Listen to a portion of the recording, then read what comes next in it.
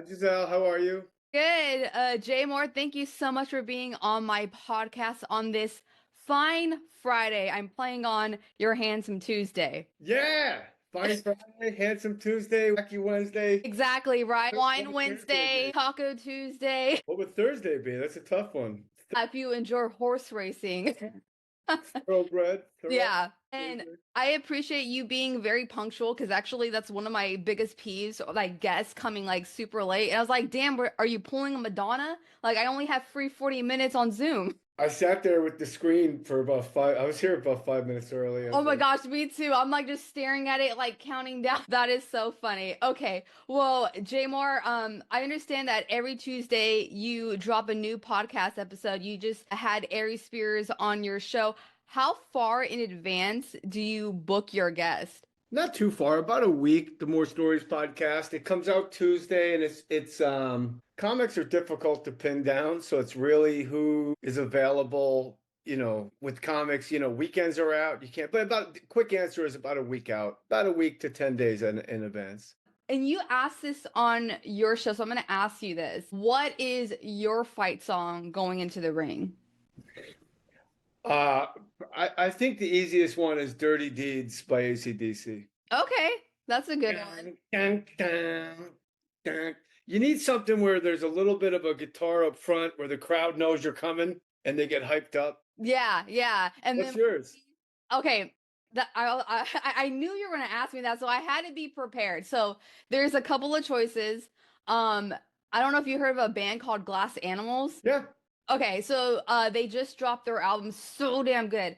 They have a song called Wonderful Nothing, and it starts off slow, and then there's a pregnant pause, and then it drops. And I was like, so that would be my fight song. And another one would be Smashing Pumpkins, Beguiled. Yeah, Smashing Pumpkins, Quiet. I mean, there's a lot of Smashing Pumpkins songs you can go with. Mayonnaise, Silver F. Oh, bam, bam, bam, bam, bam. That's what I wake up to. You don't want a song that's too crazy where you get too hyped up and you get that adrenaline dump and then the fight starts and you're kind of tired because you're all amped up from your own song. So I thought about maybe like reggae, like Exodus by Bob Marley, Ooh, something where there's an injustice, like Armageddon Time by The Clash. okay. And I just saw the Marley Brothers in concert, so they cover all their father's music, which is really nice. There's like 40 of them.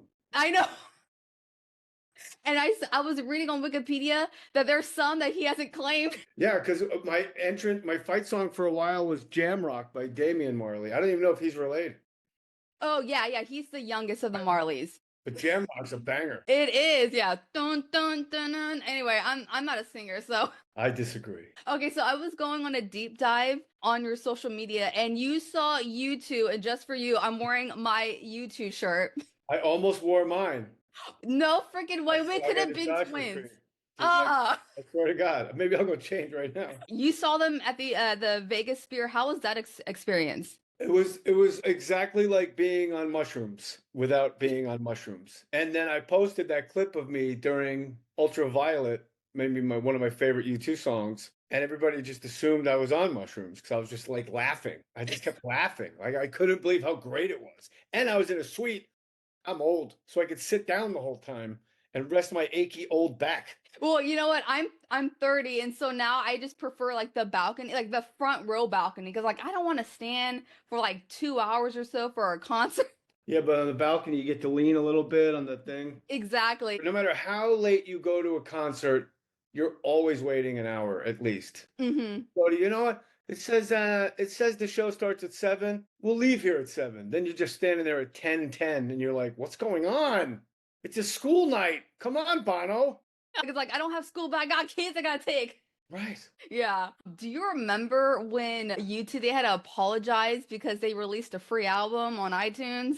People are such babies. Like they complain about getting a free U2 album. By the way, that's a good album. Like It is Songs of Joey Innocence. Ramone song and like it's a really good album. And then The Miracle of Joey Ramone. And then people are like, I don't want a free U2 album on my iPhone. I'm like, well, you have the weather for free. You didn't complain about that. What's the Yeah. problem? And then they always go, well, it takes up storage and data. I'm like, yeah, because you're running algorithms to solve world peace in your spare time. Relax, like you're editing movies on your phone. Chill out. You know, I should have got mad because I didn't get it. I was like, wait, where's this free YouTube album? I don't think mine, I didn't have an up-to-date iTunes account, but still. And for a while, the Apple logo with the apple taken out was Bono's face yelling. It was. It really was. I know, and he had to apologize for that later. But I don't know if you have Apple TV Plus, but he just did like a book tour for his book, Songs of Surrender, and I think that's going to be Thumbs down on that book. You read it? Yeah, I'm a big reader. I read about a book a week, and of all the bands, I want to get under the hood about how you wrote a song and came up with it, especially Octung Baby, which is just the best album of the 90s period. And it's just like everything people dislike about. I'm a Bono apologist, but I was like, this is what people say about you. Like self-important, like, come on, tell me how you came to write, these songs. I don't want, thumbs down. Okay, well, thank you for so much for the review because I almost bought it at a bookstore. Thumbs down. The one you want to read is Keith Richards' book. It's phenomenal. Steve Martin's book, Born Standing Up, phenomenal. Those are the two like entertainment. Oh, Steve Gorman from the Black Crowes, the drummer from the Black Crowes, Heart to Handle is the single greatest showbiz book I've ever read. Okay, the last book I read of an artist was Billy Idol, and it was pretty raunchy. When the midnight round, Rebel Yell. Yep. What a British guy talking about rebels, Billy Idol, talk about like a perfect encapsulation of early 80s. He's such a badass. And he's still rocking. He's going on tour with Joan Jett. Joan Jett, why can't they get the Runaways back together? Yeah, that's a good point. Of all the bands, you want like the Runaways? Talk about leaving money on the table. Lita Ford, get it together. I understand because again, this is based off your social media. Your first album was Kiss Love Gun. Yeah, I guess I was 8 or 9, but it was on 8-track. And I just remembered I couldn't believe my parents were letting me buy it because it had 1978, 79. Basically, it was like that was that era's version of pornography to cover like women laying down with overflowing cleavage, and Kiss has those crazy outfits on. I'm like, yeah, I bet Love Gun means, I was like, wow. They're like, yeah, sure.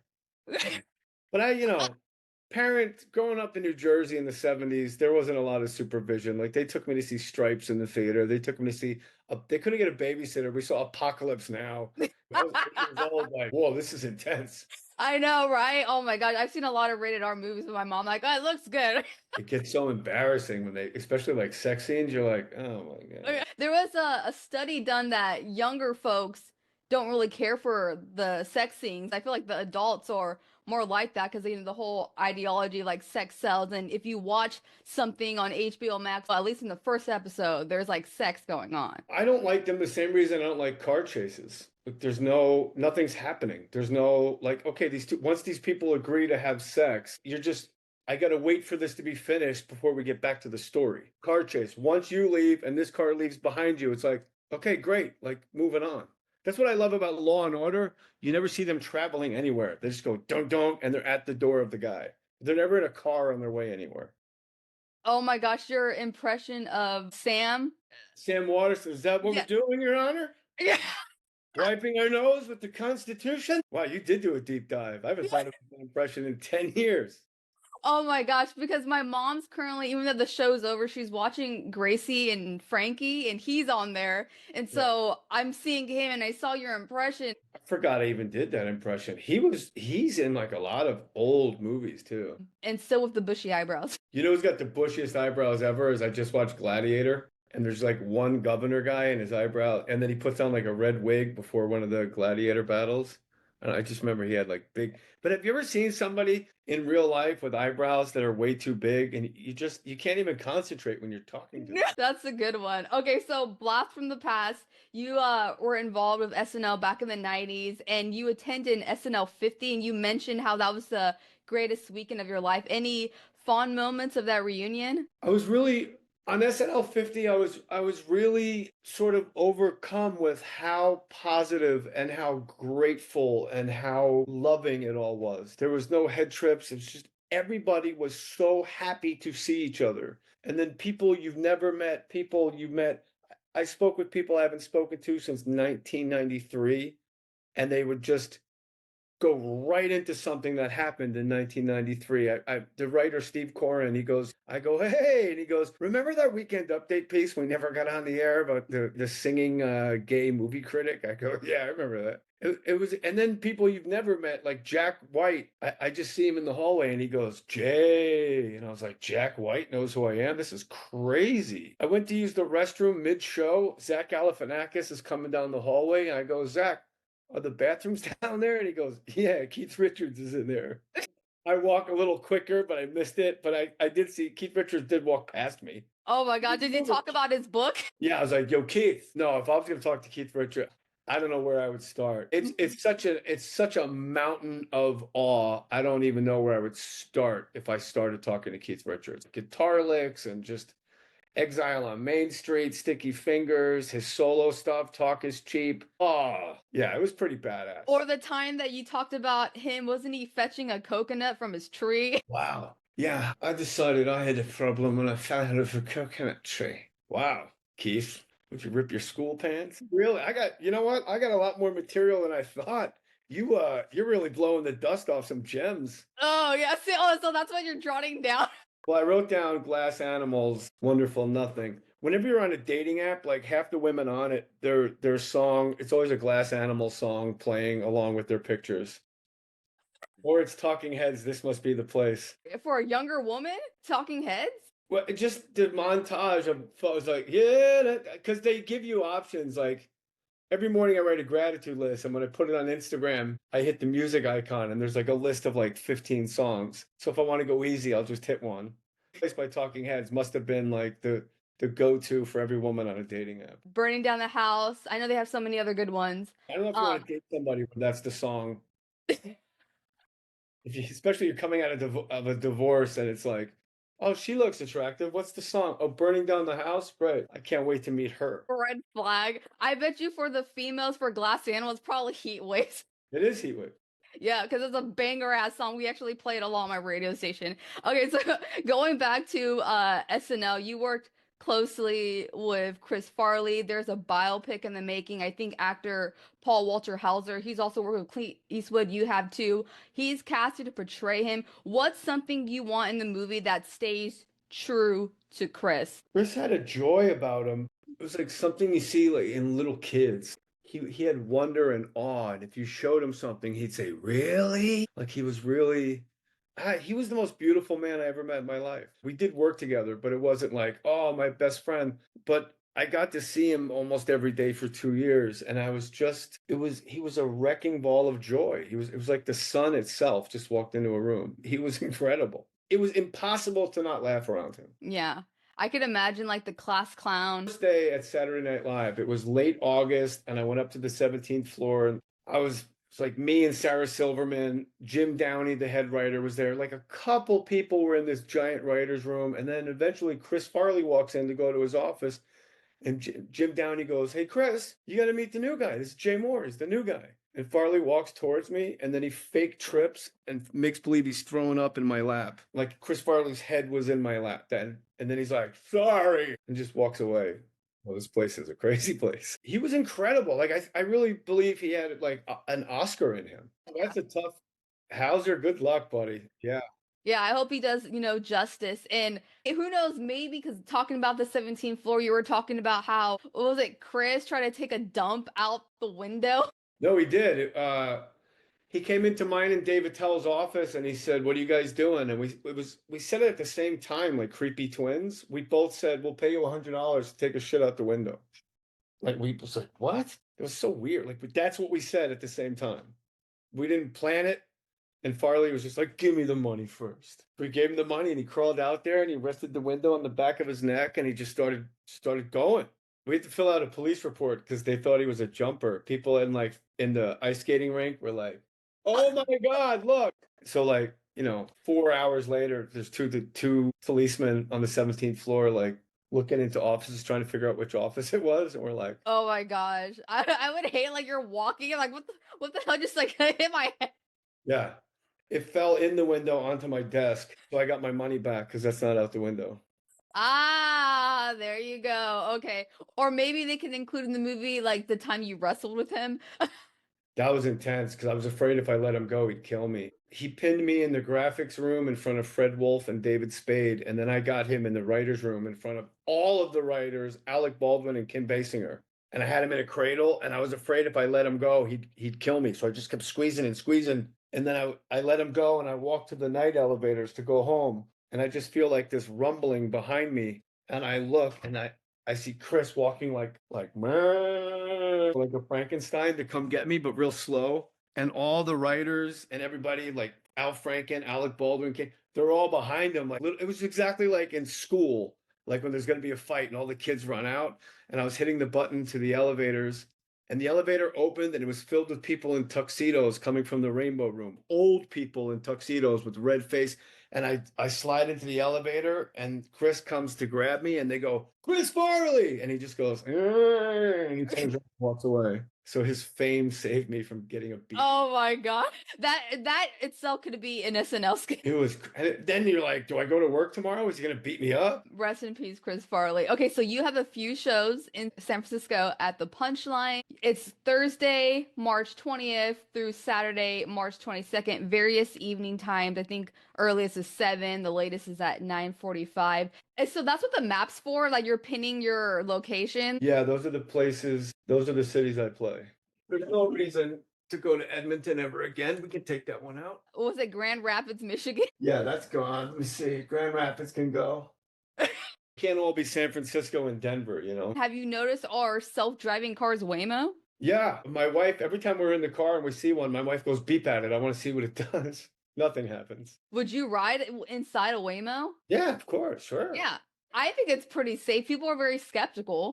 I mean, you got to die sometime. You might as well Waymo going through Chinatown. Okay, without too many spoilers, what themes can we expect in your San Francisco show? I'm going to talk about what it's like to be at your own intervention. Talk about what it's like to go to rehab. I'm going to talk about why couples break up. I've been divorced twice. I'm kind of an expert on this. I don't do crowd work, so if you sit in the front row, don't worry. You'll just take the attention away from me. I can't have that. Impressions: Christopher Walken, Norm Macdonald, Joe Pesci. I'll talk about my weight loss. I lost 60 pounds, and I'll walk you through how people in LA are shallow and horrible, and we'll bash LA together. I got news for you. San Francisco's right behind it. It's too ridiculous. That's so funny because I'm someone who like lives in the Bay Area, but I'm a very anti-Bay Area person. It's freezing.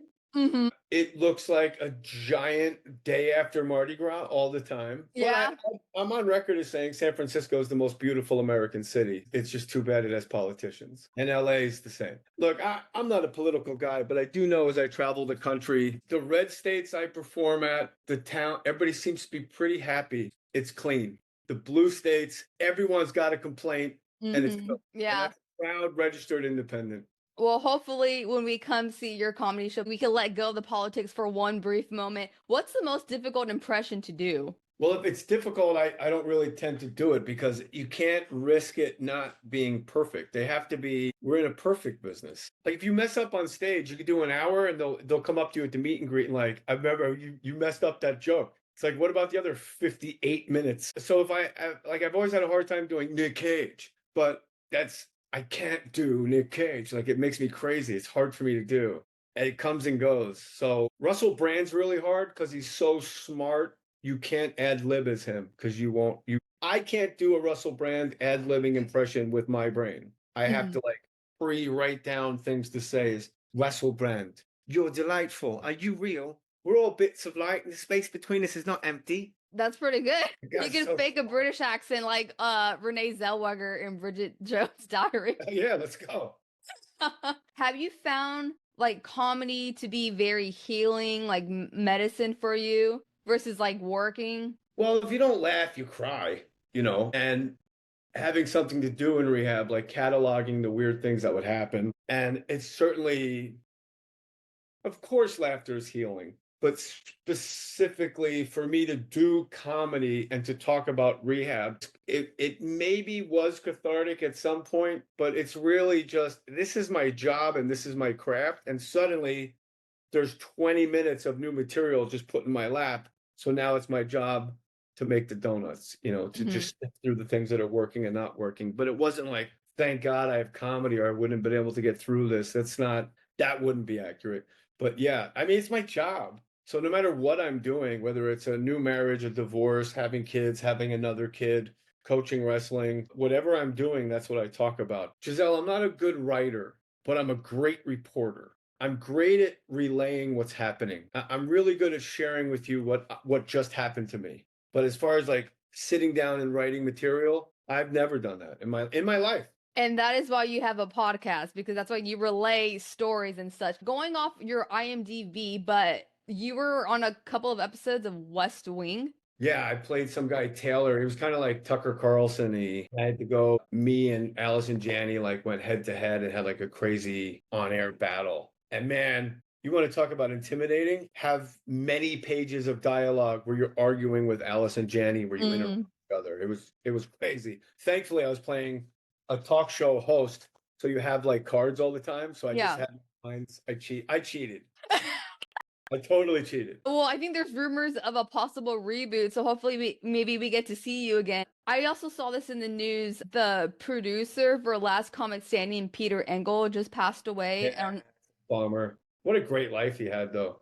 Peter Engel created Saved by the Bell and a couple of those shows where he just had mailbox money for the rest of his life. And then he came to me with this show, me and my manager at the time, Barry Katz. I think it was called Comedy Condo or something. And then we tweaked it and got it to what it was, Last Comic Standing. And he did like weird favors for me. Like he gave me 50% of the show, which was like me and Barry split 50% of the show. Like I own 25% of this NBC sitcom or TV show. It's like he didn't have to do that. Like I would have settled for five.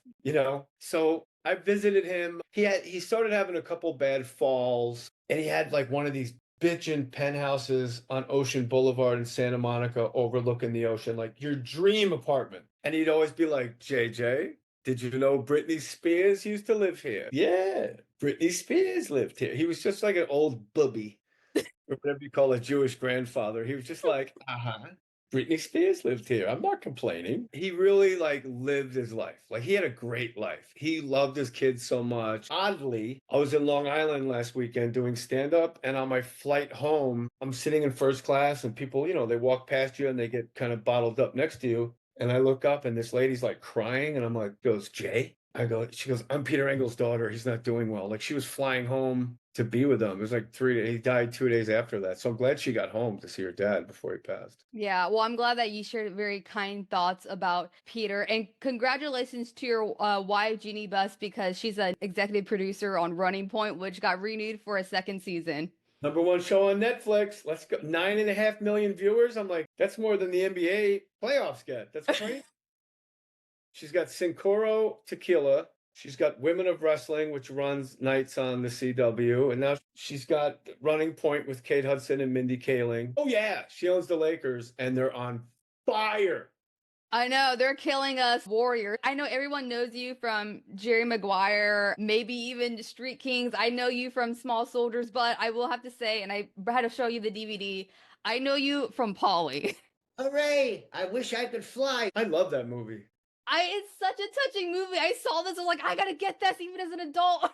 Bring it to the punchline. Let me sign it for you. Oh my gosh, I would love that. I knew the first time I saw you, Giselle. Oh, that I is love so that. sweet. So when I auditioned to do that movie, I decided to do a Buddy Hackett impression. And I'm in the lobby and they're like, do you need anything? You want something to And I'm like smug. I know I'm going to get it. I got the best impression. I wish I could fly. And they go, you want some sides? I'm like, nope. I'm just cocky. And they go, okay, we're ready for you. I'm going to do this Buddy Hackett impression. They go, we're ready for you. Buddy Hackett walks out of the room. That's the guy that auditioned right before me. The guy whose voice I'm going to imitate. And he ended up being in the movie. Yeah, and he goes, I'll never understand how you got a job doing me. I think they wanted a younger you. And he says, fair enough. Well, Jay, we're looking forward to seeing your shows at the Punchline in San Francisco. Thank you so much for your time, Jay. Let's hear it for Giselle. Thank you, my friend. I look forward to meeting you.